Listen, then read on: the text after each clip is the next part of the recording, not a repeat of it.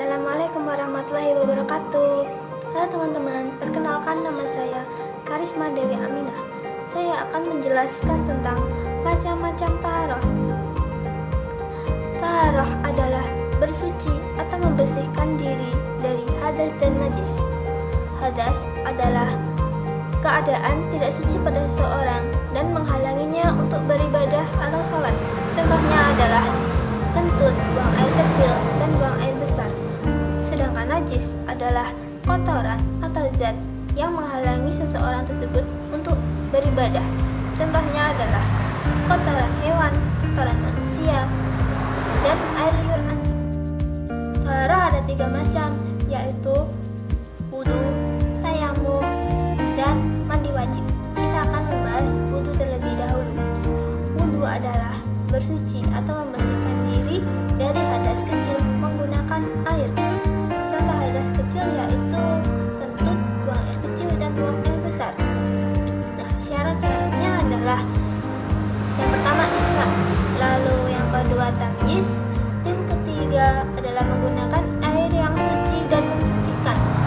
Nomor 4 adalah tidak terhalangnya air ke anggota tubuh, misalnya ada getah atau cat kuku dan lain-lain. Dan yang terakhir adalah mampu membedakan mana yang wajib dan mana yang sunnah. Rukun wudu yang pertama adalah niat, yang kedua adalah membasuh wajah, yang ketiga adalah membasuh tangan, lalu membasuh area bagian kepala, dan yang terakhir adalah membasuh bagian kaki. Semua dilakukan 3 kali. Hal-hal yang mewajibkan kita untuk wudu, yaitu yang pertama ketika kita akan melakukan sholat, yang kedua ketika kita akan mengerjakan tawaf, dan yang ketiga adalah ketika kita akan membaca Al-Quran. Hal-hal yang membatalkan wudu adalah yang pertama, keluarnya sesuatu dari kubur dan dubur. Contohnya adalah pipis, kentut, dan lain-lain. Yang kedua adalah hilangnya kesadaran. Contohnya pingsan, gila, mabuk, tidur, dan lain-lain. Yang ketiga adalah tersentuhnya kulit laki-laki dan perempuan yang bukan mahram. Yang kedua adalah tayamum. Tayamum yaitu bersuci sebagai pengganti wudu dan mandi wajib. Tayamum ini menggunakan debu yang bersih dan suci sebagai media. Syaratnya adalah sudah mencari air terlebih dahulu namun tidak menemukan. Itu tidak apa-apa. Yang kedua adalah debu yang digunakan itu harus suci. Yang ketiga, dia memiliki uzur untuk menggunakan air atau dia memiliki sakit yang tidak boleh terkena air.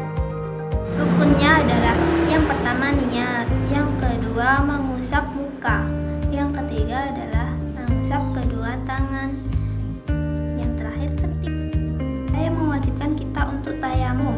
Yang pertama adalah setelah mencari air namun air tetap tidak ditemukan.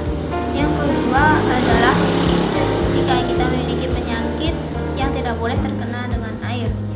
Yang ketiga adalah jika air diperlukan untuk minum dan khawatir akan kehausan. Hal-hal yang membatalkan tayamum adalah segala sesuatu yang membatalkan wudu juga adalah membatalkan tayamum. Yang kedua adalah ketika kita sudah menemukan air. Ketika kita sudah menemukan air, sebaiknya kita mengulang wudu kita menggunakan air. Cara yang ketiga adalah mandi wajib. Mandi wajib adalah bersuci atau membersihkan diri dari hadas besar. Contohnya adalah haid, setelah berhubungan badan, setelah melahirkan, meninggal, dan lain-lain. Syarat dari mandi wajib adalah yang pertama Islam, lalu yang kedua berakal, yang ketiga mumayyiz, yang keempat menggunakan air yang suci dan mensucikan, dan yang terakhir adalah tidak terhalangnya air untuk membersihkan seluruh kulit. Rukun mandi wajib yaitu yang pertama niat, yang kedua membasuh seluruh tubuh menggunakan air dari ujung rambut sampai ujung kaki, yang ketiga adalah tertib.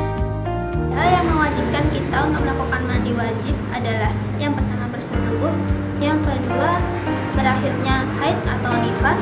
Yang ketiga, masuk Islam. Yang keempat adalah meninggal. Hal-hal yang membatalkan mandi wajib yaitu yang pertama, bertemunya dua kemaluan, lalu keluarnya sperma, keluarnya haid, keluarnya nifas, melahirkan, dan yang terakhir adalah meninggal. Di sini saya akan membacakan pertanyaan seputar toharoh. Yang pertama adalah, bagaimana jika wudhu kita tidak berurutan? Jawabannya adalah, urutan wudhu jangan sampai tertukar, karena itu tidak sah. Karena kita wajib melakukan sesuai ajaran Rasulullah SAW dan berpedoman pada Al-Quran. Yang kedua adalah, bagaimana jika perempuan haid menyentuh Al-Quran yang memiliki terjemahan? Jawabannya adalah, ada dua hal yang perlu dibedakan. Yang pertama, mushaf Al-Quran. Yang kedua, kitab tafsir Al-Quran. Wanita haid boleh membaca Al-Quran namun tidak boleh menyentuhnya. Namun berbeda karena mushaf Al-Quran memiliki aturan khusus yang tidak berlaku untuk kitab yang lain, termasuk hukum menyentuhnya. Karena itu, aturan wanita haid dilarang menyentuh Al-Quran tidak berlaku untuk kitab tafsir. Yang ketiga adalah, bagaimana jika menemukan air? Apakah harus mengulang sholat jika sebelumnya sudah tayamum? Jika menemukan air setelah melakukan sholat, maka tayamumnya sah dan sholatnya juga sah.